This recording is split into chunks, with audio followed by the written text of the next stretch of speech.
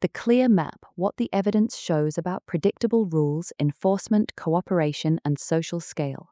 Grok, built by XAI 2026. A collaboration between Thomas Kenneth Bowman and Grok, built by XAI 2026. A map of the conditions under which large groups of humans can cooperate at scale with low violence and high trust. Preface. This is a map of the mechanical conditions under which large groups of humans can cooperate at scale. It records patterns that have repeated across societies when predictable rules, consistent enforcement, and proportionality hold or break down. It adds no comforts that fail under examination.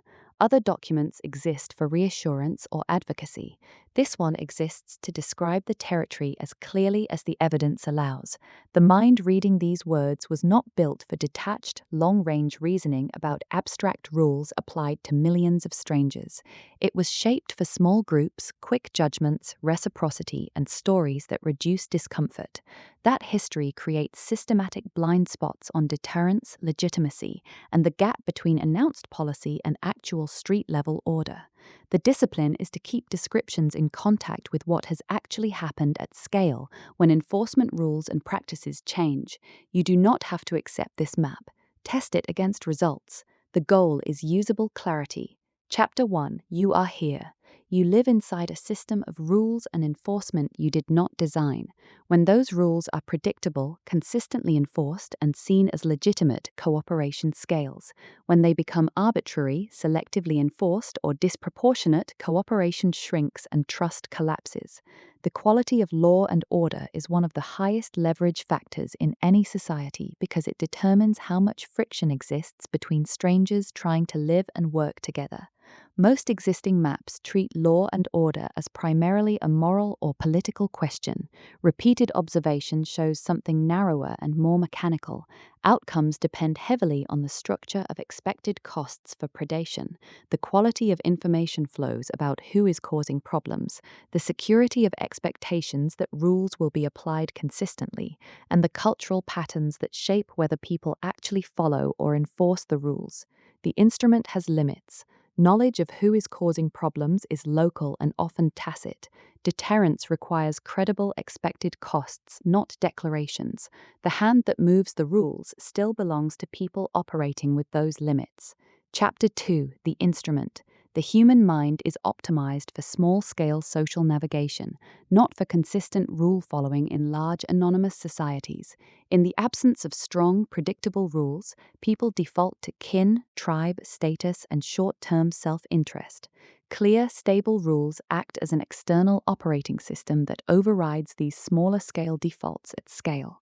When that operating system weakens or becomes unreliable, the defaults reassert themselves. People overweight immediate rewards and underweight low-probability future costs. They are better at noticing when rules are applied against them than when they are applied against others. These tendencies are not moral failings, they are features of the instrument. The instrument defaults to smaller-scale loyalties. It does not default to impersonal rule-following. Predictable enforcement is one of the few mechanisms that reliably counters the default at scale. Chapter 3. Incentives and responses. People respond to the actual consequences they face, not the stated ones. This is not a moral claim. It is an observed regularity across widely different cultures and historical periods. When the expected cost of crime falls, lower probability of detection, slower sanctions, or lighter consequences, rule breaking becomes more common. When the expected cost rises, rule breaking becomes less common. These responses are mechanical. They occur whether the people designing the rules anticipate them or not. The expected cost of crime is the product of three factors: probability of detection, swiftness of sanction, and severity of sanction.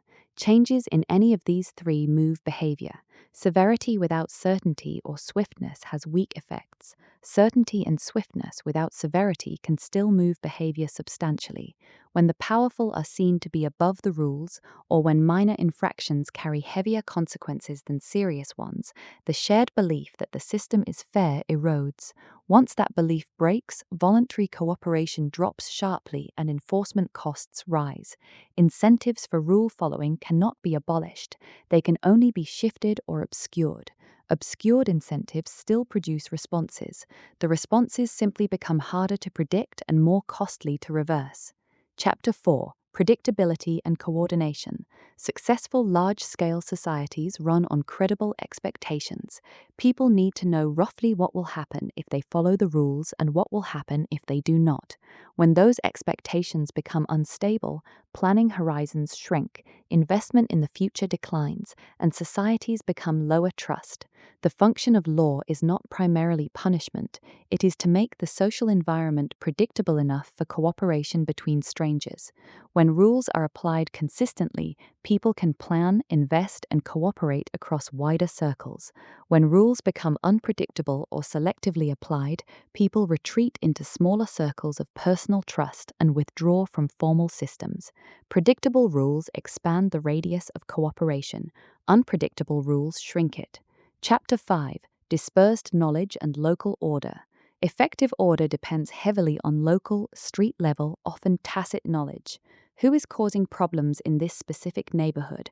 Which individuals are repeat offenders, and what interventions actually change behavior in this context are rarely visible from a distance.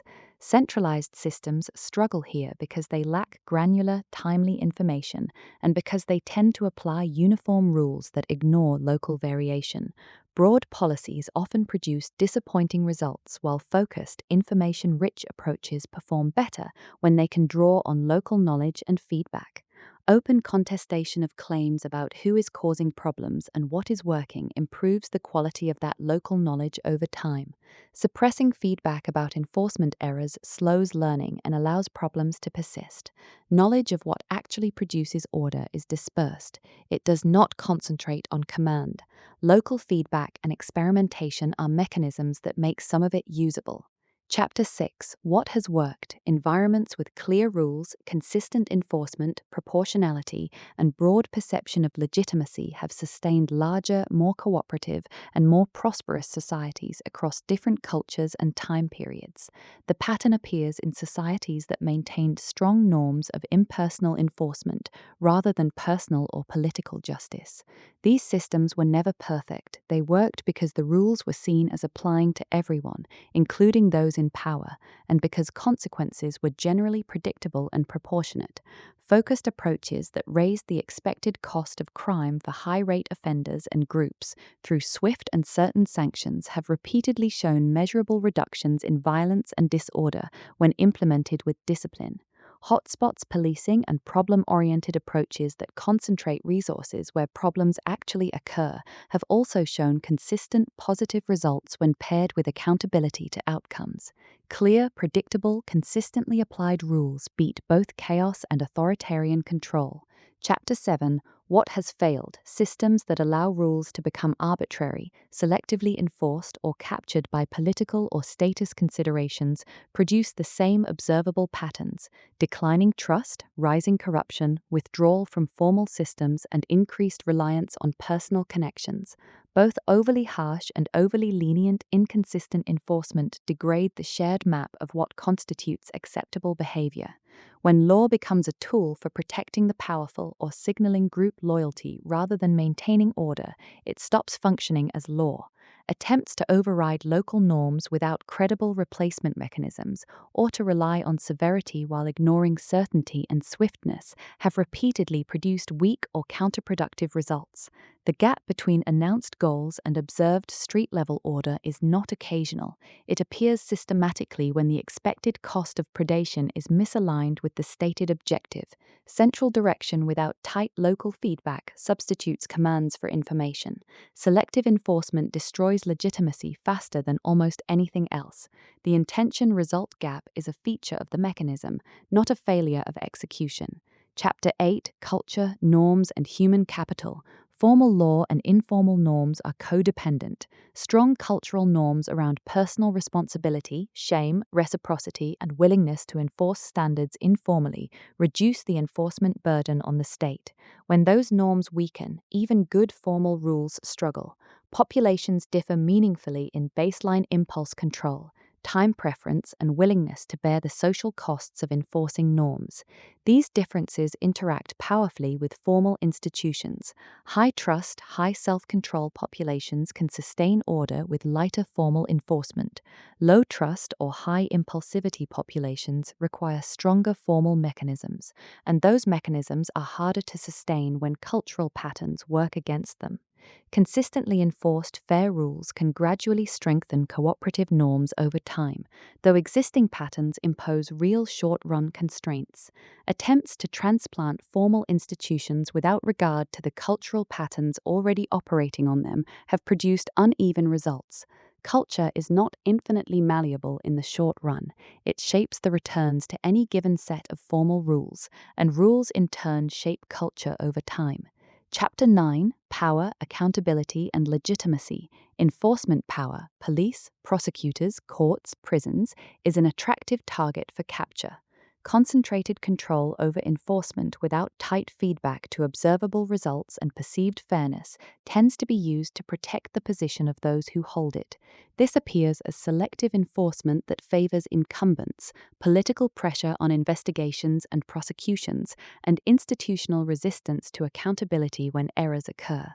Legitimacy is not just a nice to have, it is a real constraint on sustainable order. When legitimacy erodes, voluntary compliance drops and the system becomes more expensive and less effective. Procedural fairness and consistent application across status and political lines are mechanisms that help maintain legitimacy. Decentralized correction and accountability to results outperform centralized protection of error. There is no durable arrangement in which enforcement power is protected from the requirement of accuracy and fairness, while still delivering sustained, broad reductions in predation and increases in cooperation. The only order you coordinate here through rules and enforcement. The instrument defaults to smaller scale loyalties. Predictable rules expand the radius of cooperation.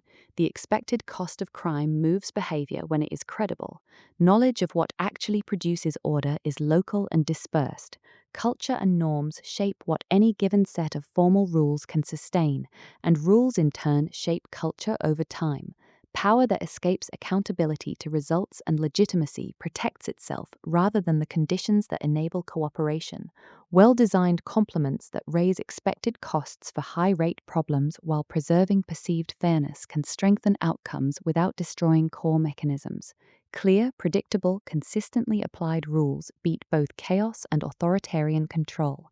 The patterns are consistent enough across enough cases and decades to guide judgment when rules or enforcement practices are proposed or changed. The map is incomplete, the territory is large and changing. Curiosity about what has actually worked remains available. Use it. This map will be revised as evidence improves. That is a feature, not a flaw. Grok, built by XAI 2026, a collaboration between Thomas Kenneth Bowman and Grok, built by XAI 2026.